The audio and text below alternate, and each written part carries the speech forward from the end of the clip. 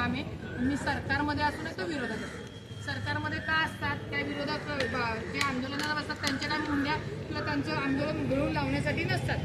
त्यांच्या मागण्या सरकार दरबारी पोहोचवणे आणि त्या करून आणणे काल आम्ही पोहोचवलेले आहेत. याच्यावर 100% सकारात्मक निर्णय अशी मला स्वतःला खात्री आहे. त्याच्यामुळे मी यांच्यासोबत आंदोलनामध्ये सुद्धा सहभागी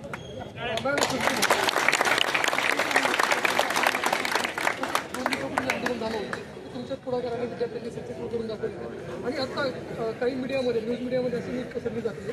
विद्यार्थ्यांनी मला सांगितलं की हे जे आंदोलन आहे हे ऑर्गॅनिक नसून काही क्लासेस स्पॉन्सर्ड आहे जसं तुम्ही आता म्हणाला. आणि क्लासेस आणि किंवा इतर समाजाने किंवा जे इतर स्टेक होल्डर आहेत त्यांनी विद्यार्थ्यांना पैसा पुरवला अशा गोष्टी बोलल्या गेलेल्या आहेत.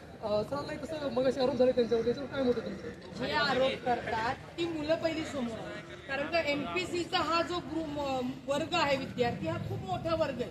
याच्यामध्ये 3, 4, 5 साहजिकच ग्रुप आहेत. जसं राजकारणात ग्रुप असतात, जसे पोलिसांमध्ये ग्रुप असतात, डॉक्टरमध्ये ग्रुप असतात, तसे या MPSCच्या याच्यामध्ये 4-5 ग्रुप आहेत. सातत्याने हे यांचं 2 वर्षातलं 7वं आंदोलन आहे.